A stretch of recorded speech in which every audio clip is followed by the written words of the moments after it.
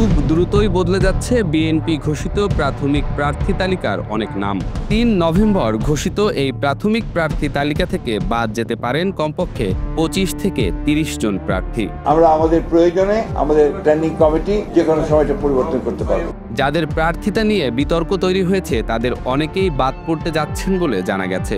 আর এসব আসনে দলীয় মনোনয়ন বঞ্চিত হেভি ওয়েট প্রার্থীদের সুযোগ দেয়া হবে এবং শরিক দলগুলোকে আসন ছেড়ে দেয়া হবে বলে জানা গেছে।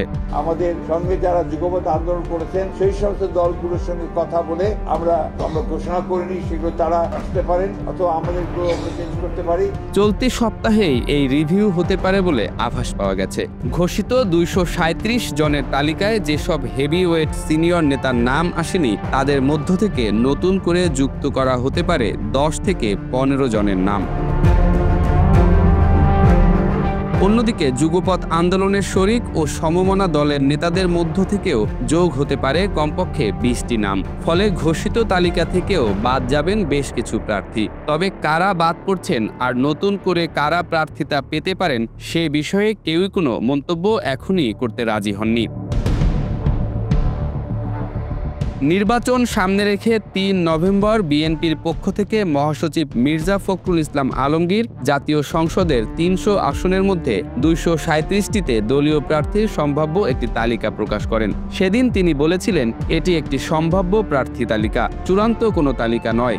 এ তালিকার যে কোনো নাম কিংবা আসন যে কোনো সময় পরিবর্তন হতে পারে। যেটা আমরা ঘোষণা করলাম, এই প্রার্থী তালিকাটা হচ্ছে সম্ভাব্য প্রার্থী তালিকা। আমরা আমাদের প্রয়োজনে যে কোনো সময়টা পরিবর্তন করতে পারব। বিএনপির একটি সূত্র থেকে জানা যায়, মনোনয়ন ঘোষণায় কয়েকটি আসনে ক্ষোভ বিক্ষোভ হতেই পারে। স্থায়ী কমিটির সদস্যরা সেটা পর্যবেক্ষণ করছে। তবে ফাঁকা থাকা ৬৩ আসনের সবগুলো শরিকদের জন্য রাখা হবে না। এর মধ্যে দলীয় আসনও রয়েছে। বিএনপির সিনিয়র যুগ্ম মহাসচিব রুহুল কবির রিজভী বলেন, বিএনপির মতো বড় দলে একাধিক যোগ্য প্রার্থী থাকবেন এটাই স্বাভাবিক। বেশ কয়েকটি আসনে ঘোষিত প্রাথমিক প্রার্থীদের অনেকেই বাদ পড়তে পারেন। হাইকমান্ড সেটি বিবেচনায় নিয়ে বিষয়টি খতিয়ে দেখছে।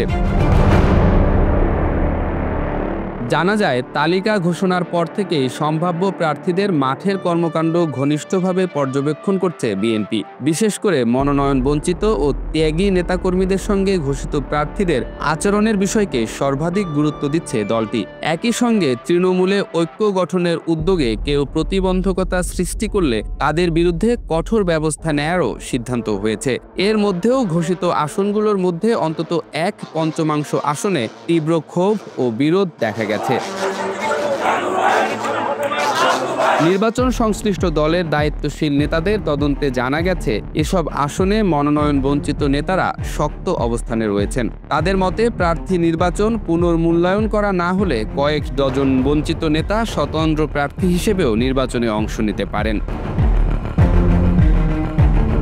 সাম্প্রতিক ঘোষিত তালিকায় দলটির অনেক হেভিওয়েট ও আলোচিত নেতার নাম নেই। এর মধ্যে রয়েছেন দলটির সিনিয়র যুগ্ম মহাসচিব রুহুল কবির রিজভী, বিএনপির ভাইস চেয়ারম্যান শামসুজ্জামান দুদু, আসলাম চৌধুরী, সৈয়দ মোয়াজ্জেম হোসেন আলাল, আব্দুস সালাম, হাবিবুন নবী খান সোহেল, অ্যাডভোকেট আব্দুস সালাম আজাদ, হুমায়ুন কবির, নাজিম উদ্দিন আলম, রুমিন ফারহানা, সুলতান সালাউদ্দিন টুকু প্রমুখ।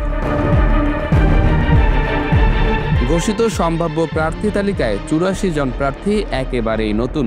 এর আগে তারা সংসদ নির্বাচনে অংশগ্রহণ করেননি।